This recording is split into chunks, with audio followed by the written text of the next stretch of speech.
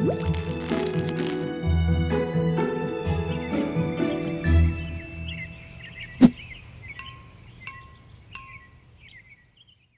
buenos días, amigas, amigos. Estoy muy contento de poder conocerlos y compartir con ustedes algunas investigaciones que realicé hace algún tiempo sobre este tema que me interesó mucho por su denominación.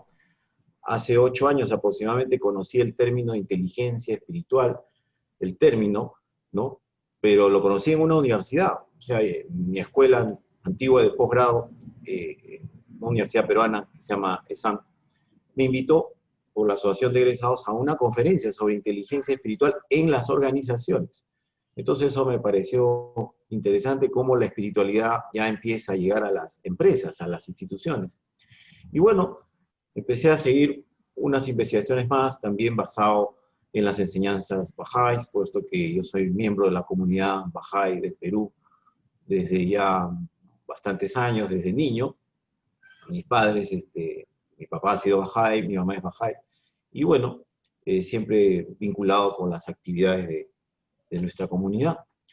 En esta oportunidad deseo compartir con ustedes este enfoque, ¿no? Es decir, el sacerdote jesuita y científico francés Pierre Teilhard de Chardin escribió hace bastantes años que no somos seres humanos en una travesía espiritual, sino más bien somos seres espirituales en una travesía humana. Es un lindo mensaje que nos hace comprender que el ser humano, nosotros, estamos conformados por cuerpo, alma y espíritu. Y a mediados del siglo XX, el gran científico Albert Einstein también mencionó que la ciencia sin religión es coja y la religión sin ciencia es ciega. Entonces, ambas fuentes de sabiduría y que guían el progreso espiritual y científico del ser humano son fundamentales en la sociedad. Por lo tanto, algunas referencias que pude encontrar sobre el término de inteligencia espiritual me remontaban a 500 años antes de Cristo en las escrituras budistas, en donde se habla de el vipassana como un estado de sabiduría espiritual, de inteligencia espiritual, ¿no? Pero básicamente como sabiduría espiritual. Pero luego ya me encontré con una sorpresa en el sagrado libro de la Biblia, que está compuesto, como bien sabemos, por Antiguo y Nuevo Testamento. Y en el Nuevo Testamento encuentro que la epístola del apóstol San Pablo a los colosenses, en el capítulo 1, versículo 2, se indica que Pablo pide que Dios les conceda sabiduría espiritual. Continuando con esta revisión, encuentro que en el versículo 9 se cita que por lo cual también nosotros, desde el día que lo oímos, no cesamos de orar por vosotros y de pedir que seáis llenos del conocimiento de su voluntad, en toda sabiduría e inteligencia espiritual. Entonces aquí sí ya encontramos, amigos, amigas, una precisión textual del término de inteligencia espiritual.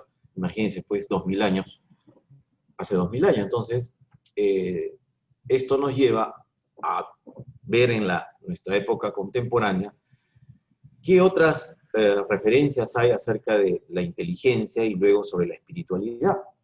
La Casa Universal de Justicia del Centro Mundial Bahá'í publicó en el año 1985 un libro que fue difundido en todas las comunidades bahá'ís del mundo y entregado a las principales autoridades, el secretario de las Naciones Unidas, presidente de Estado, alcaldes y diversas autoridades del mundo político, intelectual, académico, ¿no? Y allí en este libro, la Casa Universal de Justicia, cuya sede está en Haifa, Israel, indica que la inteligencia es la característica fundamental del espíritu humano. Por supuesto, esto es traído de los escritos bahá'ís. Ahora bien, siguiendo nuestra investigación, encontramos que, según el diccionario Oxford, define al espíritu como parte inmaterial, la parte inmaterial del ser humano, intelectual o moral del hombre. Y esta definición fue tomada por la Organización Mundial de la Salud, que señala que la espiritualidad nos conduce hacia preguntas sobre el sentido, el propósito de la vida, ¿no? El ámbito de la espiritualidad en realidad vincula lo profundamente personal con lo universal, ¿no? Y es esencialmente, pues, unificado. Ahora bien, en los escritos bahá'ís que comparto con ustedes, la naturaleza espiritual del ser humano se refiere de la siguiente manera, o sea, el espíritu es el eje alrededor del cual gira la vida eterna y conduce hacia la gloria eterna, y es la causa de la exaltación de la humanidad. Es una emanación del divino dador, del divino creador, ¿no? Es la efulgencia del sol de la realidad y la irradiación del mundo celestial. Entonces, amigos, también comprendemos que en el ser humano existen dos naturalezas, una naturaleza superior o espiritual y una naturaleza inferior o material. Con una nos acercamos a Dios y con la otra, en realidad, vivimos solo para este mundo. Entonces, los signos de estas dos naturalezas se hallan presentes en cada uno de nosotros, en cada persona. Vayamos nuevamente a la ciencia. Danat Zohar, ¿no?, una especialista en física y filosofía del Instituto Tecnológico de Massachusetts y también de la Universidad de Harvard, con su esposo, el psiquiatra Ian Marshall, publicaron por el año 1997 a 2000 el primer libro sobre la inteligencia espiritual, que dice: la inteligencia que permite ser creativo, tener valores y fe. Bueno, ¿qué nos dice estos autores en este libro? Un extracto he podido seleccionar para ustedes, que es la inteligencia con la que afrontamos y resolvemos problemas de significados y valores. Es una inteligencia con la que podemos poner nuestros actos y nuestras vidas en un contexto más amplio, más rico y significativo, ¿no? Es la inteligencia que podemos determinar un curso de acción, un camino vital, si es más valioso que otro. Ahora, algo muy interesante, amigos, que la inteligencia espiritual es la base necesaria para el eficaz funcionamiento tanto del cociente intelectual como de la inteligencia emocional, ¿no? Es nuestra inteligencia primordial. Por otro lado, también hay una interesante psicoanalista, psicóloga francesa, la doctora Frances Baum, que que por cierto hay que destacar que ella es presidenta de la Asociación de Psicología Transpersonal y Psicología Humanista, y ella considera que la inteligencia espiritual es necesaria para discernir sobre las decisiones espirituales, que contribuyen al bienestar psicológico y a una salud amplia del desarrollo espiritual. Ella expresó también que, además de la autoconciencia, implica ser conscientes de nuestra relación con lo trascendente, con cada uno, con la tierra y con todos los seres. Ahora menciona que trabajando como psicoterapeuta, ella dice que su impresión es que la inteligencia espiritual abre el corazón, ilumina la mente e inspira el alma, ¿no? Qué bonito, ¿no? Qué interesante que una psicoanalista una psicoterapeuta llegue a esta conclusión, que la inteligencia espiritual abre el corazón, ilumina la mente e inspira el alma. Por otro lado, tenemos a otro psicólogo, Richard Wallman, que pertenece a la Escuela de Medicina de Harvard, de la Universidad de Harvard, y nos dice que la inteligencia espiritual es la capacidad humana para hacer preguntas sobre el significado de la vida y para experimentar simultáneamente la perfecta conexión entre cada uno de nosotros y el mundo en que vivimos, ¿no? Y la inteligencia espiritual tiene tres dimensiones: el autoconocimiento, la vivencia ética espiritual y, pues, la sabiduría, ¿no?, que es la base. Bueno, les comento que aquí en el Perú también tenemos dos autores interesantes sobre la inteligencia espiritual. Yo, como docente de diplomados de gestión de recursos humanos y de administración estratégica que enseño en la universidad y en institutos, siempre recomiendo a mis alumnos que lean la publicación del ingeniero David Fishman. David Fishman, un ingeniero muy famoso aquí, máster en administración, fundador de una universidad, de familia judía, de creencia judía, muy admirado, lo conozco personalmente, y él publicó un libro que se titula La inteligencia espiritual en la práctica, cómo aplicarla en la vida y en la empresa. Esto revolucionó hace 3 años en el mundo académico aquí. Muy interesante. Y viene incluso con un app para nuestro celular que se denomina Appfulness. Appfulness, uno baja y tiene 30 sesiones de meditación gratuitas. Bueno, pero el libro que acabo de comprar hace 10 días, también difundido por la reciente Feria Internacional del Libro, que se realizó de manera virtual por primera vez, es del Magíster en Teología, Winston Pastarrechea, ¿no? Que él define muy interesantemente la inteligencia espiritual y el sentido de la vida. Bueno, rescatemos primero a David Fishman. El ingeniero Fishman, ingeniero por cierto, ingresa a definir que la inteligencia espiritual es la capacidad de escoger al ser elevado que todos tenemos sobre el ego, ¿no? Es decir, que debe guiar nuestra vida, debe conducir el timón de nuestra vida dominando al ego, extrayendo su sabiduría y compasión para mantener nuestra paz exterior e interior al margen de las circunstancias. Esto es muy interesante, que luego podemos ampliar.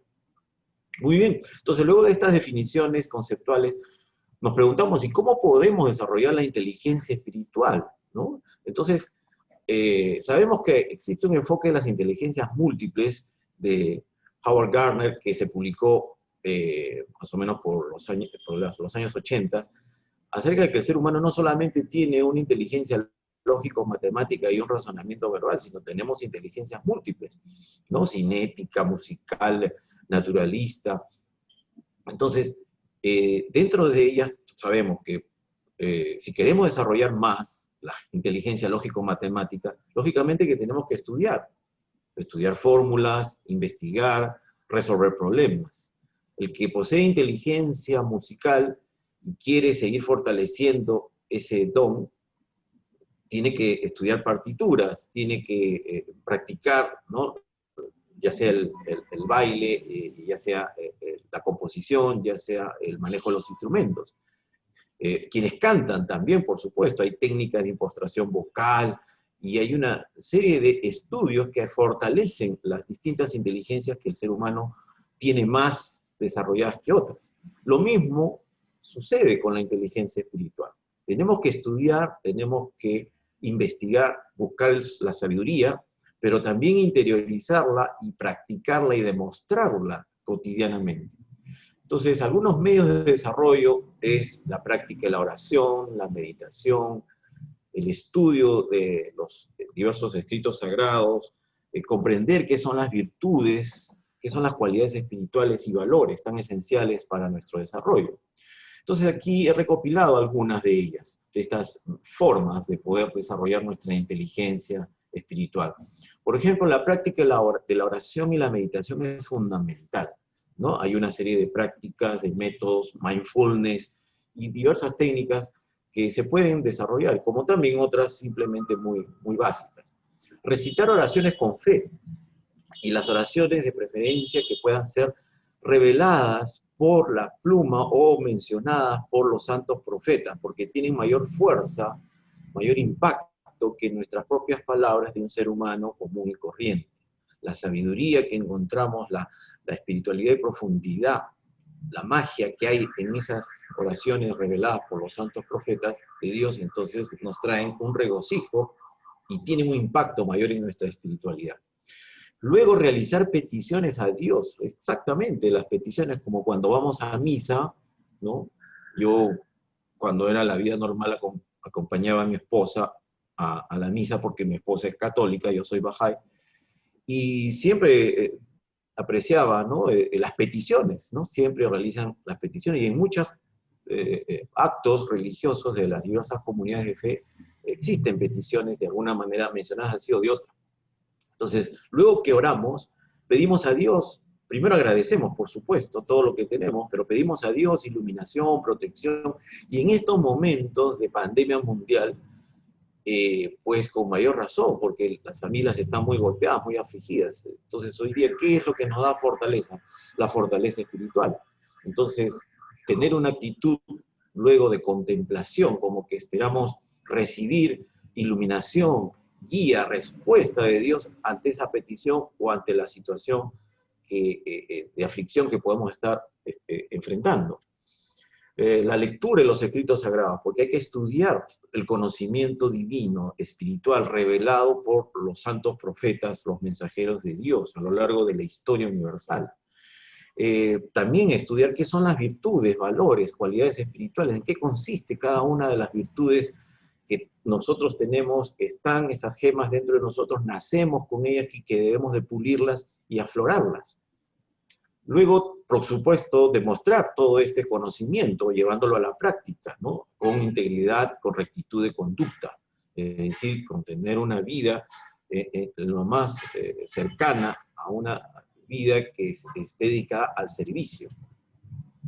Por supuesto, esto también se demuestra con acciones de servicio y de ayuda al prójimo, ¿no? El servicio es un gran compromiso de toda persona que tiene una conciencia espiritual, una sensibilidad particular.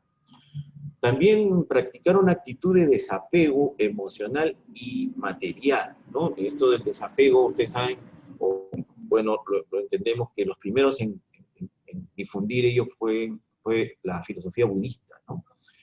Se enseña mucho ahí en estos conocimientos el desapego material, el desapego emocional, es decir, cuando nos soltamos de todo aquello que a veces nos aferramos tanto a nuestros equipos, al celular, al auto, a los bienes, o a personas también, eso nos genera una dependencia que nos impide ser felices también a veces. Y practicar una creencia religiosa, participar en actividades de comunidades de fe. Pero ¿a qué voy con esto? Miren, como docente les digo, no como profesor, o sea, si uno desea aprender un idioma, francés, inglés, por su cuenta, muy bien, hoy día puede entrar, mañana no, puede revisar un poquito algunas clases virtuales y después se relaja, se olvida y se involucra en otra cosa.